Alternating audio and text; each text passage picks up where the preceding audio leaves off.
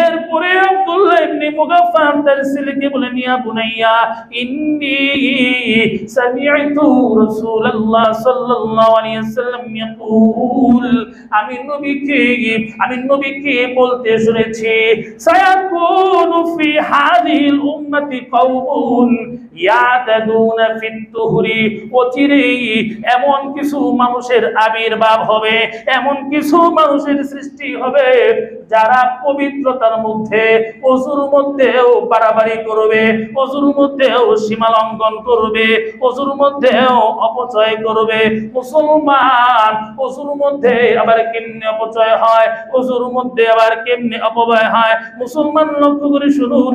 আন্নান নবী সাল্লাল্লাহু আলাইহি ওয়াসাল্লাম মাররা বিসাদিন, নবীজি তিনি রাস্তা অতিক্রম করতেছিলেন, পথিমধ্যে তিনি সাদকে দেখলেন, ও হুয়া ইয়াতাওয়াদ্দু, হযরত সাদ ইবনে আবি ওয়াক্কাস তিনি জান্নাতি সাহাবী, সাদ ইবনে আবি ওয়াক্কাস তিনি ওযু করতেছিলেন। নবীজি সাদ ইবনে আবি ওয়াক্কাসের ওযু দেখে এরপরে নবীজি বলেন, মা হাদা সারিফু ইয়া সাদ, ও সাদ এই অপচয়, এই সীমা লঙ্ঘন, এই অপব্যয় তুমি কেন করছো?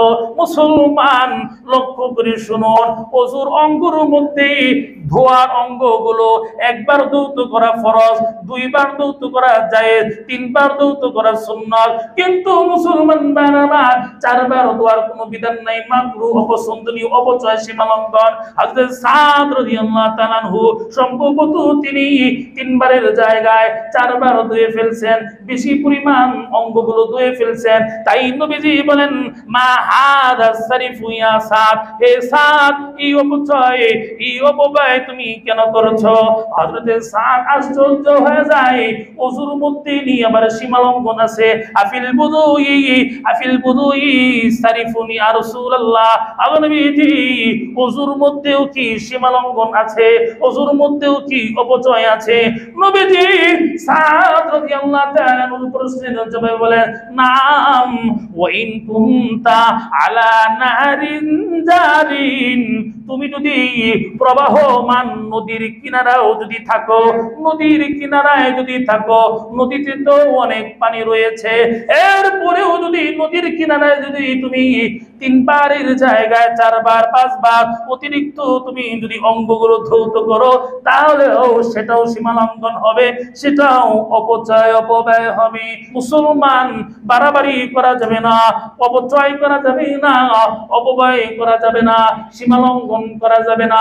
মুসলমান মানুষ যদি সীমা লঙ্ঘন করি, আল্লাহ জানায়া দিয়েছেন সূরা আরাফের 31 নম্বর আয়াতে, আল্লাহ জানায়া দিয়েছেন সূরা নামের 141 নম্বর আয়াতে, ইন্নাহু লা ইউহিব্বুল মুসরিফিন, সীমা লঙ্ঘনকারীদেরকে, অপচয়কারীদেরকে, অপব্যয়কারীদেরকে, বাড়াবাড়িকারীদেরকে আল্লাহ ভালোবাসেন না। আল্লাহ যদি ভালো না বাসে, তার ঠিকানা কি হবে? জাহান্নাম ছাড়া তো কোনো উপায় নাই। যেরকম ঠিক না? ও মুসলমান বানানা, এই জন্য অপচয়, অপব্যয়, সীমা লঙ্ঘন, বাড়াবাড়ি করা যাবে না। চ্যানেলটি সাবস্ক্রাইব করে আমাদের সঙ্গেই থাকুন। আল্লাহ রাব্বুল আলামিন বলেন, ইয়া বানি আদম, হে আদমের সন্তান। বলেন না আমরা কার সন্তান? আদমের সন্তান।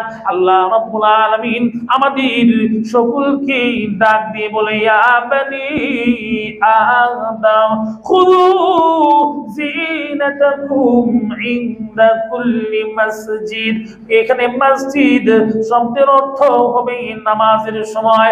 আল্লাহ রাব্বুল আলামিন বলেন, প্রত্যেক নামাজের সময় তোমরা সুন্দর উত্তম পোশাক পরিধান করে আসো।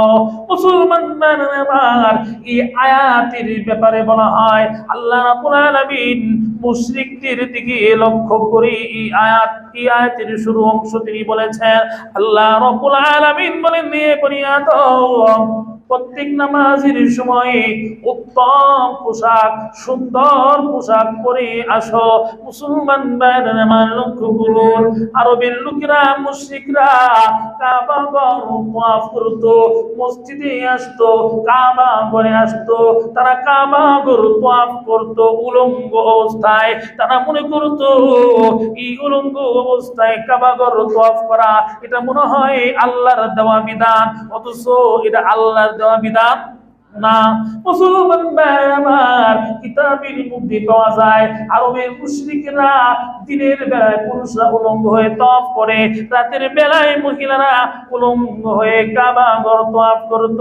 তাই আল্লাহ রাব্বুল আলামিন বলেন, ইয়া বনি আদম, হে আদমের সন্তান, খুযু জিনাতাকুম ইনদা কুল্লি মসজিদ, প্রত্যেক নামাজের সময় সুন্দর সুন্দর পোশাক পরে, উত্তম পোশাক পরে নামাজে আসো, মসজিদে আসো।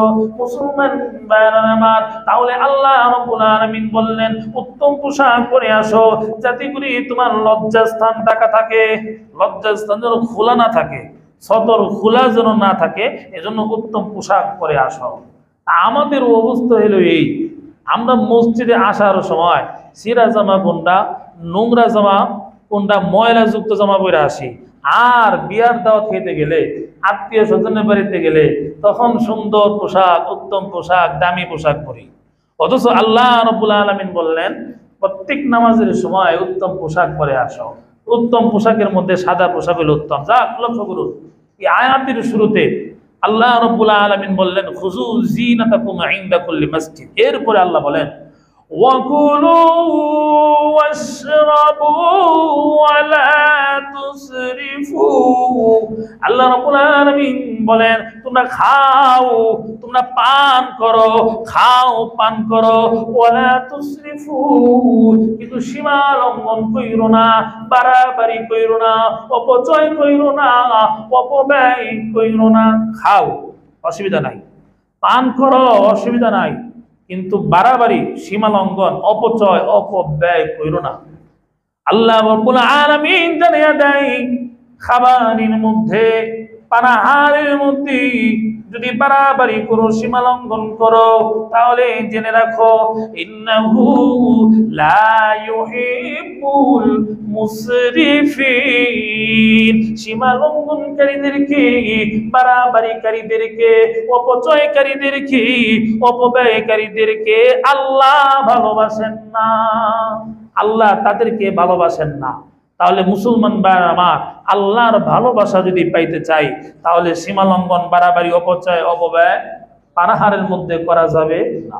এখন লক্ষ্য করুন, হাদিস শরীফের মধ্যে পাওয়া যায়, নাসাই শরীফের 2559 নম্বর হাদিস, 2559 নম্বর হাদিসের মধ্যে আল্লাহ রাসূল বলেন কুলু وتصدقوا وألبسوا في غير إسراف। আল্লাহ নবী হাদিস শরীফের মধ্যে বলেন, নাসাই শরীফের 2559 নম্বর হাদিস, নবীজি বলেন কুলু ওয়া তাসাদ্দাকু ওয়া আলবাসু ফি গায়রি ইসরাফ। আল্লাহ নবীজি বলেন খাও, দান করো, সুন্দর পোশাক, উত্তম পোশাক পরিধান করো, কিন্তু বাড়াবাড়ি করো না, অপচয় করো না, অপব্যয় করো না। আল্লাহ রাব্বুল আলামিন সূরা আরাফের 31 নম্বর আয়াতের মধ্যে বলছেন উত্তম পোশাক পরো, খাও, পান করো, সীমা লঙ্ঘন করো না, অপচয় করো না। নবীজি হাদিসের মধ্যে বলেন খাও, সদকা করো, দান করো, এরপরে উত্তম পোশাক পরো, কিন্তু বাড়াবাড়ি, সীমা লঙ্ঘন ব্যতীত, অপচয়, অপব্যয় ব্যতীত। মুসলমান ভাইরা আমার, এতক্ষণ আলোচনা যদি বুঝে থাকেন তাহলে খেয়াল করবেন, এতক্ষণ কোরআন আর হাদিসের মধ্যে বোঝা যায় আল্লাহ রাব্বুল আলামিন আর রাসূলের কথায় বোঝা যায় খাইতে বলছে, পানাহার করতে বলছে, উত্তম পোশাক পরিধান করতে বলছে, দান সদকাও করতে বলছে, কিন্তু অপচয়, অপব্যয়, সীমা লঙ্ঘন, বাড়াবাড়ি করতে নিষেধ করেছেন। জোরে কোন ঠিক কি ঠিক না? এখন মুসলমান ভাইরা আমার লক্ষ্য করে শুনুন, মুসলমান ভাইরা আমার প্রশ্ন হতে পারে হুজুর কি কয় খাবারের মধ্যে অপচয় হয় বুঝে আসে, খাবারের মধ্যে সীমা লঙ্ঘন হয় বুঝে আসে, পানাহারের মধ্যেও সীমা লঙ্ঘন হয় বুঝে আসে, পোশাকের মধ্যেও অপচয় আছে এটা বুঝে আসে, কিন্তু সদকার মধ্যে কেমনি অপচয় হয় কেমনি অপব্যয় হয় এটা তো বুঝে আসে না। মুসলমান ভাইরা আমার বলেন না সদকা করা দান করা এটা গুনার কাজ না সওয়াবের কাজ? সওয়াবের কাজ। সওয়াবের কাজ হলেও কিন্তু এই সদকার মধ্যে যদি সীমা লঙ্ঘন করা হয়, আল্লাহ রাব্বুল আলামিন যে সীমানা দিয়েছেন সেই সীমা যদি লঙ্ঘন করা হয় অতিক্রম করা হয় সদকার মধ্যেও বাড়াবাড়ি হয়ে যায়, সদকার মধ্যেও সীমা লঙ্ঘন হয়ে যায়, সদকার মধ্যেও অপচয় অপব্যয় হয়ে যায়। বলবেন হুজুর এটা আবার কেমনে? মুসলমান বানানা লক্ষ্য করে শুনুন, সূরা আনআমের 141 নম্বর আয়াত আল্লাহ রাব্বুল আলামিন বলেন কুলু মিন সামারিহি ইযা আসমারা ওয়া আতু হাক্কাহু ইয়াওমা হাসাদি ওয়া লা তুসরিফু ইন্নাহু লা ইউহিব্বুল মুসরিফিন। এটা সূরা আনআমের 141 নম্বর আয়াত। মুসলমান বারবার এই আয়াতের অর্থ কি এটা জানার আগে লক্ষ্য করুন এই আয়াত নাযিল হওয়ার কারণ কি। মুসলমান বারবার আল্লাহর নবীর বিশিষ্ট সাহাবী হযরত সাবিত ইবনে কায়েস ইবনে শাম্মাস রাদিয়াল্লাহু তাআলা আনহু তিনি এমন সাহাবী যে সাহাবীর ব্যাপারে নবীজি জানায়া দিয়েছেন তিনি জান্নাতি। বলেন সুবহানাল্লাহ। ঘটনা লম্বা, ওই ঘটনা বলার এখন সময় নাই, লক্ষ্য করুন। বাকি রাসূল বলছেন সে জান্নাতি। মুসলমান বারবার লক্ষ্য করুন, আল্লাহর নবীর কাছ থেকে যখন এই সুসংবাদটা পাইলেন রাসূল জানায়া দিলেন সাবিত ইবনে কায়েস ইবনে শাম্মাস রাদিয়াল্লাহু তাআলা তিনি জান্নাতি। এই খুশিতে সাবিত ইবনে কায়েস ইবনে শাম্মাস হঠাৎ তার বাগানের মধ্যে খেজুর হইছে, খেজুর পাকছে, মাত্র এখন কাটবে, এমন সময় নবীজির কাছ থেকে সুসংবাদ শোনার পর সাবিত ইবনে কায়েস ইবনে শাম্মাস তিনি খুশি হয়ে ঘোষণা দিয়ে দিলেন আজকে যারা যারা আমার খেজুরের বাগানে আসবে প্রত্যেককে আমি খেজুর দিয়ে মেহমান করব। বলেন সুবহানাল্লাহ। তাহলে সদকা করা এটা কিন্তু সওয়াবের কাজ, গুনাহের কাজ না। কিন্তু লক্ষ্য করে শুনুন সাবিত ইবনে কায়েস ইবনে শাম্মাস রাদিয়াল্লাহু তাআলা আনহু তিনি ঘোষণা দিলেন আজ যারা যারা আমার খেজুরের বাগানে আসবে প্রত্যেককে আমি একটা করে প্রত্যেককে আমি খেজুর খাওয়াবো, এই ঘোষণা দিয়েছেন। মুসলমান যেই মাত্র ঘোষণা পেয়েছেন তো লোকেরা তারা খুশিতে সকলেই সাবিত ইবনে কায়েস ইবনে শাম্মাসের খেজুরের বাগানে আসছে। জান্নাতি সাহাবী, তার ঘোষণা, তার বাগানের খেজুর খাওয়া এটা তো সৌভাগ্যের ব্যাপার। এখন লোকেরা সকলেই সাবিত ইবনে কায়েস ইবনে শাম্মাসের খেজুরের বাগানে আসছে। মুসলমান বারবার লক্ষ্য করে শুনুন, সাবিত ইবনে কায়েস ইবনে শাম্মাস সারা দিন খেজুর বিলাইতেছে, খেজুর বিলাইতে বিলাইতে সন্ধ্যার সময় দেখা যায় খেজুর বাগানে একটা খেজুর অবশিষ্ট নাই। সব খেজুর সদকা করছে, সব মানুষকে দিয়ে বিলাইছে। মানুষও প্রচুর পরিমাণ আসছে, এজন্য তিনি সব বিলানো শেষ। এখন বাড়িতে নেওয়া যাওয়ার মতন আর কোনো খেজুর নাই। তাহলে বলুন স্ত্রী সন্তান যে আছে তাদের কি হক ছিল না সেই খেজুরের মধ্যে? এখন সাবিত ইবনে কায়েস ইবনে শাম্মাস সে তো সব বিলায় ফেলেছে। মুসলমান ভাইরা আমার, তাই আল্লাহ রাব্বুল আলামিন আয়াত নাযিল করেছেন কুলু মিন সামারিহি ইযা আসমারা, তোমরা খাও যখন তোমাদের খেজুরের বাগানে খেজুর ধরবে তখন তোমরা ওই খেজুর থেকে তোমরা নিজেরা খাও, কারণ ওই খেজুর খাওয়া এটা তোমাদেরও হক, এটা তোমাদের গাছ, তোমাদের খাওয়া এটা তোমাদের উপরে হক রয়েছে। কুলু মিন সামারিহি ইদা আসমারা, খেজুর যখন বাগানে ধরে তখন তোমরা খেজুর খাও। আল্লাহ রাব্বুল আলামিন আগে নিজেদের খাওয়ার কথা বলছে, কুলু মিন সামারিহি ইদা আসমারা ওয়া আতু হাক্কাহু ইয়াওমা হাসাদি, কাটার সময় যখন হয়ে যাবে, খেজুর কাটার সময় যখন হয়ে যাবে, তখন এই খেজুর তাদেরকে বিলাও, গরিব মানুষদেরকে বিলাও, অসহায় মানুষদেরকে এই খেজুরগুলি বিলাও। অন্য তাফসীরের মধ্যে আছে যাকাত দাও, সদকা করো। মুসলমান ভাইরা আমার, তাহলে লক্ষ্য করুন আল্লাহ রাব্বুল আলামিন প্রথমেই বললেন কুলু মিন সামারিহি ইদা আসমারা, আগে ওই খেজুর তোমরা খাও, এরপরে ওয়াতু হাক্কাহু ইয়াওমা হাসাদি, কাটার সময় গরিব অসহায় মিসকিনদেরকে তোমরা ওই খেজুর দাও।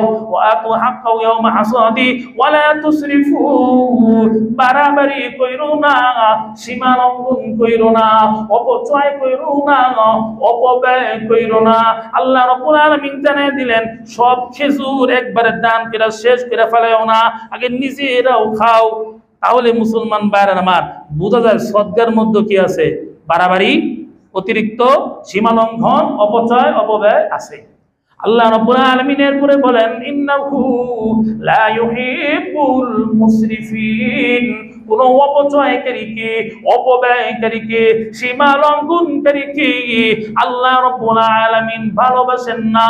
মুসলমান ভাইরা আমার, তাহলে লক্ষ্য করুন খাবারের মধ্যে অপচয়, সীমা লঙ্ঘন রয়েছে, পানি পান করার মধ্যেও সীমা লঙ্ঘন, অপচয়, অপব্যয় রয়েছে, পোশাক পরার মধ্যেও সীমা লঙ্ঘন, অপচয়, অপব্যয় রয়েছে, সদকা করার মধ্যেও অপচয়, অপব্যয় রয়েছে।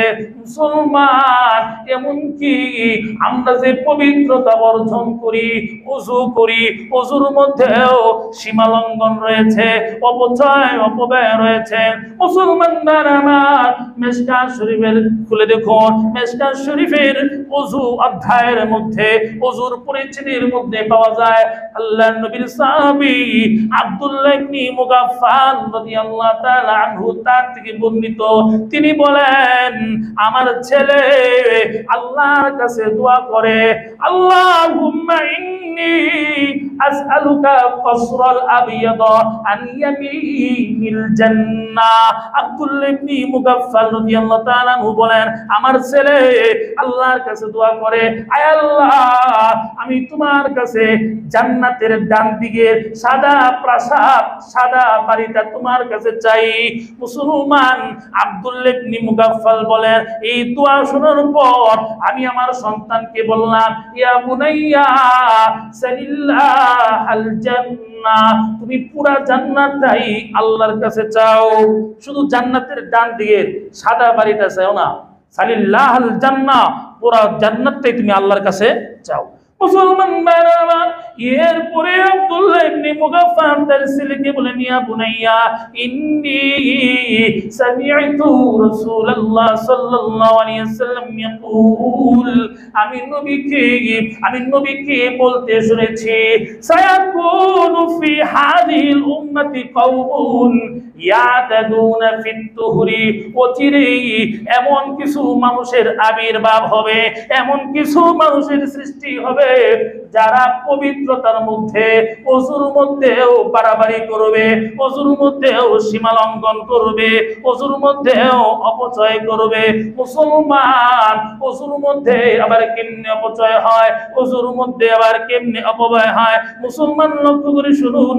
পরের 2-3টা হাদিসের পরে অন্য হাদিসের মধ্যে আল্লাহর নবীর কাছ থেকে পাওয়া যায় নবীজি রাস্তা অতিক্রম করতেছিলেন, এমন তো অবস্থায় সাদ ইবনে আবি ওয়াক্কাস রাদিয়াল্লাহু তাআলা আনহু তিনি ওযু করতেছিলেন। আন্নান নবী সাল্লাল্লাহু আলাইহি ওয়াসাল্লাম মাররা বিসাদিন, নবীজি তিনি রাস্তা অতিক্রম করতেছিলেন, পথিমধ্যে তিনি সাদকে দেখলেন, ও হুয়া ইয়াতাওয়াদ্দু, হযরত সাদ ইবনে আবি ওয়াক্কাস তিনি জান্নাতি সাহাবী, সাদ ইবনে আবি ওয়াক্কাস ওয়াক্কাস তিনি ওযু করতেছিলেন। নবীজি সাদ ইবনে আবি ওয়াক্কাসের ওযু দেখে এরপরে নবীজি বলেন, মা হাদা সারিফু ইয়া সাদ, ও সাদ, এই অপচয়, এই সীমালঙ্ঘন, এই অপব্যয় তুমি কেন করছো? মুসলমান লক্ষ্য করে শুনুন, ওযুর অঙ্গের মধ্যে ধোয়ার অঙ্গগুলো একবার ধৌত করা ফরজ, দুইবার ধৌত করা জায়েজ, তিনবার ধৌত করা সুন্নাত, কিন্তু মুসলমান বারবার চারবার ধোয়ার কোনো বিধান নাই, মাকরুহ, অপছন্দনীয়, অপচয়, সীমালঙ্ঘন। হযরত সাদ রাদিয়াল্লাহু তাআলা আনহু সম্ভবত তিনি তিনবারের জায়গায় চারবার ধুয়ে ফেলছেন, বেশি পরিমাণ অঙ্গগুলো ধুয়ে ফেলছেন। তাই নবীজি বলেন, মা হাদা সারিফু ইয়া সাদ, হে সাদ, এই অপচয়, এই অপব্যয় তুমি কেন করছো?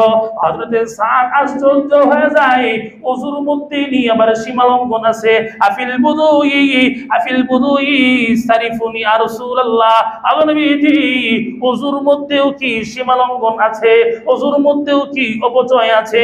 নবীজি সাদ রাদিয়াল্লাহু তাআলা আনহুর প্রশ্নের জবাবে বলেন, নাম, ওয়া ইন কুনতা আলা নাহরিন জারিন, তুমি যদি প্রবাহমান নদীর কিনারাও যদি থাকো, নদীর কিনারায় যদি থাকো, নদীতে তো অনেক পানি রয়েছে, এরপরেও যদি নদীর কিনারায় যদি তুমি তিনবারের জায়গায় চারবার পাঁচবার অতিরিক্ত তুমি যদি অঙ্গগুলো ধৌত করো, তাহলেও সেটাও সীমালঙ্ঘন হবে, সেটাও অপচয়, অপব্যয় হবে।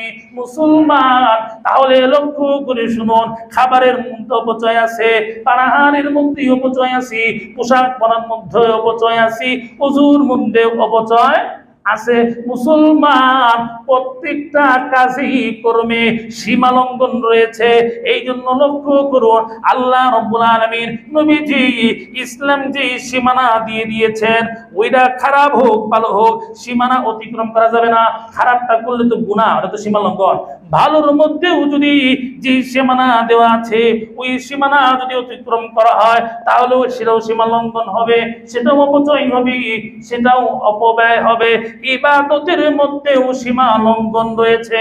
মুসলমান লক্ষ্য করে শুনুন, তিরমিজি শরীফের 2413 নম্বর হাদিস, হযরতে আল্লাহর নবী মক্কা থেকে মদিনায় যাওয়ার পরে বিভিন্ন সাহাবীদের মধ্যে নবীজি ভ্রাতৃত্ব সৃষ্টি করে দিয়েছেন, ভাই ভাই বানায়া দিয়েছেন। হযরতে সালমান রাদিয়াল্লাহু তাআলা আনহু, সালমান ফারসি রাদিয়াল্লাহু তাআলা আনহু কি নবীজি আবু দারদা রাদিয়াল্লাহু তাআলা আনহুর সঙ্গে ভ্রাতৃত্ব সম্পর্ক জুড়ায় দিয়েছেন, সম্পর্ক সৃষ্টি করে দিয়েছেন, ভাই ভাই বানায়া দিয়েছেন। মুসলমান তখন পর্দার আয়াত নাজিল হয় নাই। লক্ষ্য করে শুনুন, হযরত সালমান রাদিয়াল্লাহু তাআলা আনহু একদিন তিনি আবু দারদার বাড়িতে গেছে, ভাইয়ের বাড়িতে গেছে, নবীজি ভাই বানায়া দিয়েছে, আপন ভাইয়ের মতনই। লক্ষ্য করে শুনুন, হযরত সালমান আবু দারদা রাদিয়াল্লাহু তাআলা আনহুর বাড়িতে গেছে, আবু দারদা বাড়িতে নাই, কিন্তু উম্মু দারদা হযরত আবু দারদার স্ত্রী তিনি বাড়িতে আছেন। পর্দার আয়াত তখন নাযিল হয় নাই। হযরত সালমান রাদিয়াল্লাহু তাআলা তিনি দেখেন তার স্ত্রী একেবারে সাধারণ, খুব সাধারণ পোশাক পরা অবস্থায়। তখন সালমান রাদিয়াল্লাহু তাআলা উম্মু দারদা আবু দারদা রাদিয়াল্লাহু তাআলার স্ত্রীকে বলেন, হে আবু দারদার স্ত্রী, তোমার এই অবস্থা কেন? এত সাধারণ পোশাক কেন তুমি পরিহিত অবস্থায়? তখন আবু দারদার স্ত্রী বলেন, হে সালমান, তোমার ভাই সে দুনিয়া বুঝে না, সে দুনিয়া বুঝে না, সে দিনের বেলায় রোজা রাখে আর রাত্রি বেলায় নামাজ পড়ে। একটা অভিযোগ দিছেন যে আমার দিকে তাকানোর সুযোগ সময় তার নাই। যদি স্বামী যদি আমার দিকে না তাকায়, আমাদের সময় না দেয়, তাহলে আমি কার জন্য সাজুগুজু করব, কার জন্য আমি সুন্দর পোশাক পরবো? মুসলমান আমার লক্ষ্য করে শুনুন, হযরতে সালমান ফারসি রাদিয়াল্লাহু তাআলা আনহু তিনি কথাগুলো শুনলেন।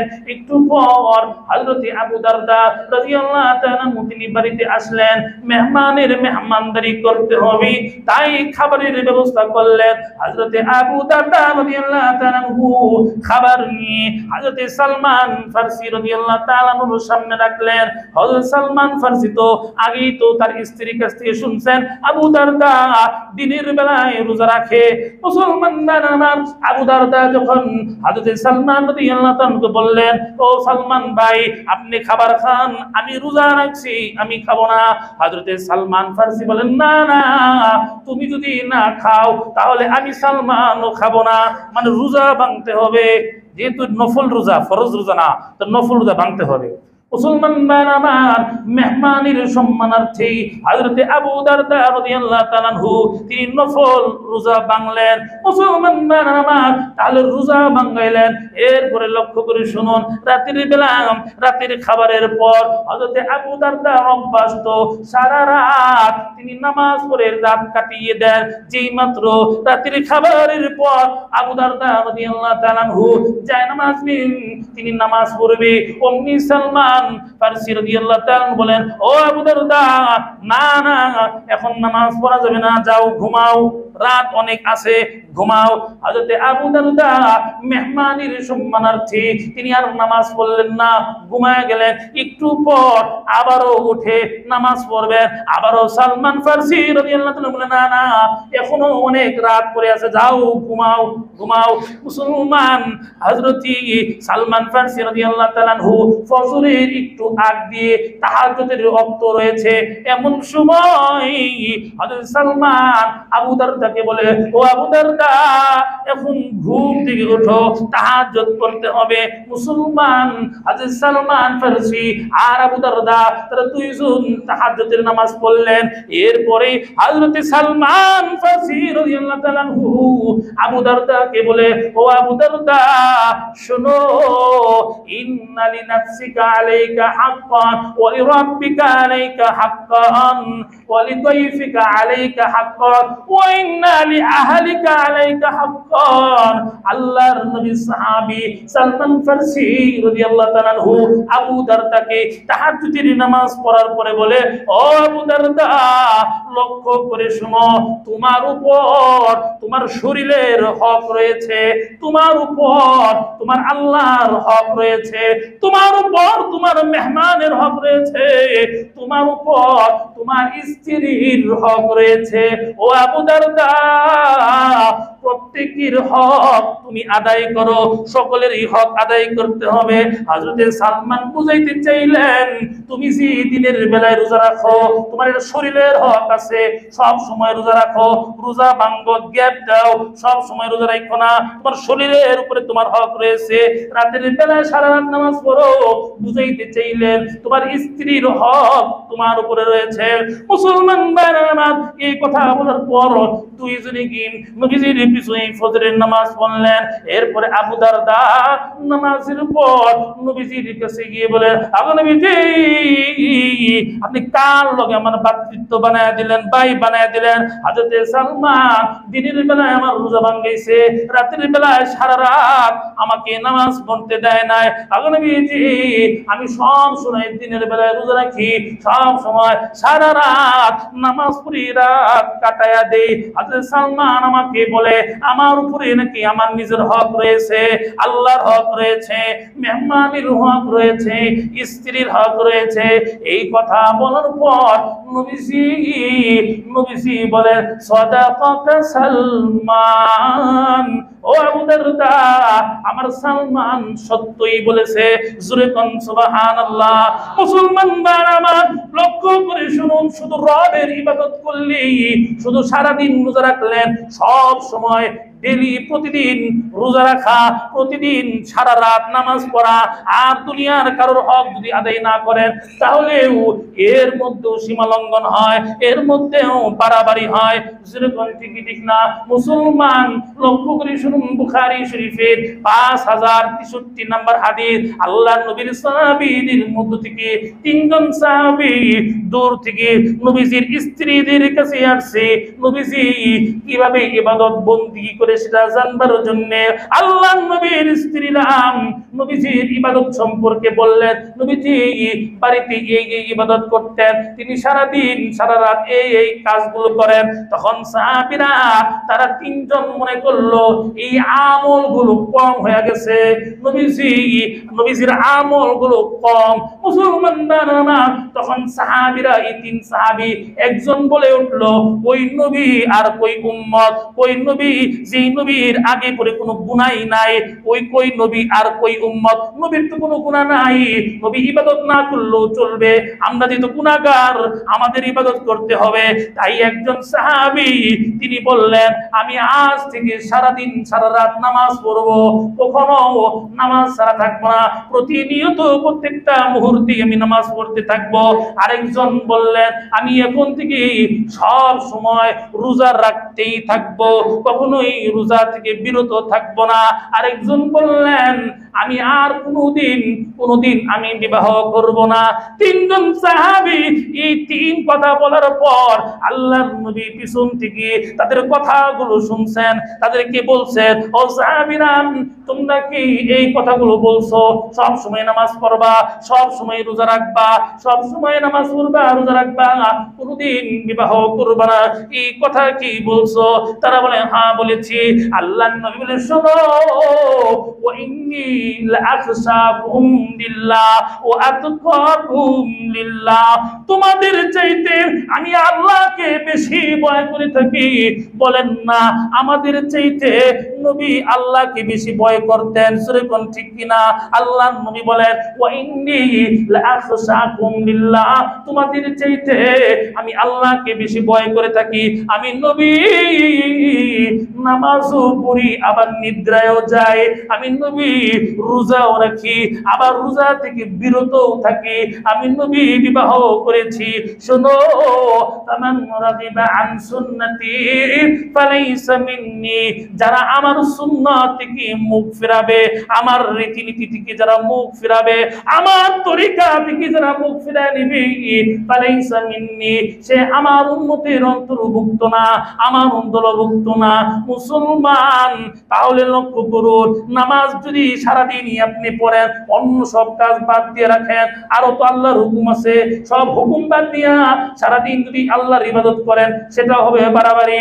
আল্লাহ রাব্বুল আলামিনের জন্য সারাদিন প্রত্যেক দিন যদি রোজা রাখতেই থাকেন, সেটাও হবে বাড়াবাড়ি। যদি কেউ বিবাহ করতে না চায়, তাহলে সেটা হবে বাড়াবাড়ি। মুসলমান, লক্ষ্য করুন, যে কথাটা বুঝাইতে চাচ্ছি, ইবাদতের মধ্যেও বাড়াবাড়ি আছে, সদকার মধ্যেও বাড়াবাড়ি আছে, ওযুর মধ্যেও বাড়াবাড়ি আছে, প্রত্যেকটা জিনিসের মধ্যে বাড়াবাড়ি সীমা লঙ্ঘন রয়েছে। মুসলমান, বাড়াবাড়ি করা যাবে না, অপচয় করা যাবে না, অপব্যয় করা যাবে না, সীমা লঙ্ঘন করা যাবে না। মুসলমান বানানা মানুষ যদি সীমা লঙ্ঘন করি, আল্লাহ জানায়া দিয়েছেন সূরা আরাফের 31 নম্বর আয়াতে, আল্লাহ জানায়া দিয়েছেন সূরা নামের 141 নম্বর আয়াতে, ইন্নাহু লা ইউহিব্বুল মুসরিফিন, সীমা লঙ্ঘনকারীদেরকে, অপচয়কারীদেরকে, অপব্যয়কারীদেরকে, বাড়াবাড়িকারীদেরকে আল্লাহ ভালোবাসেন না। আল্লাহ যদি ভালো না বাসে, তার ঠিকানা কি হবে? জাহান্নাম ছাড়া তো কোনো উপায় নাই, যেরকম ঠিক না? ও মুসলমান বানানা, এই জন্য অপচয়, অপব্যয়, সীমা লঙ্ঘন, বাড়াবাড়ি করা যাবে না। মুসলমান বানানা, এখন লক্ষ্য করুন, প্রত্যেকটা কাজকর্মে অপচয়, অপব্যয় আছে। এখন আপনি মসজিদে আসছেন নামাজ পড়তে, তাহলে এটা কি সওয়াবের কাজ না গুনাহের কাজ?